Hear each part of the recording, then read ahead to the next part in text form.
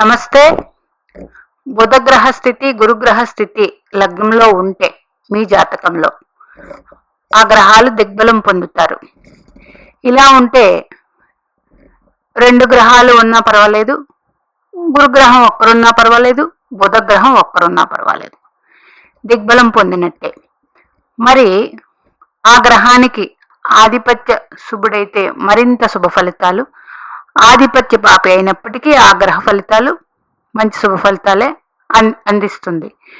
మరి ఎవరి జన్మజాతక చక్రంలో అయితే గురుగ్రహం కానీ బుధగ్రహం కానీ లగ్నంలో ఉంటే, అదే ఆ గురుగ్రహానికి లగ్న పంచమ భాగ్యాధిపత్యం వచ్చినా, బుధగ్రహానికి లగ్న పంచమ భాగ్యాధిపత్యం వచ్చినా మరింత శుభ ఫలితాలు ఉంటాయి.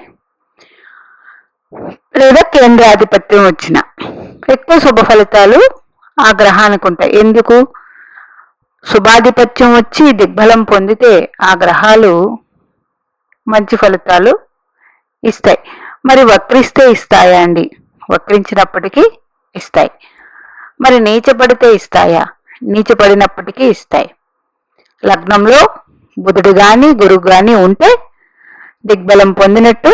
దిగ్బలము అంటే ఏంటంటే ఆ బలానికి ఉన్న బలం కన్నా మరింత ఎక్కువ బలం ఉన్నట్లు మంచి ఫలితాలు ఉంటాయి ఆ గ్రహం వల్ల. మీ జాతక చక్రంలో ఇలా ఉన్నాయేమో చూడండి.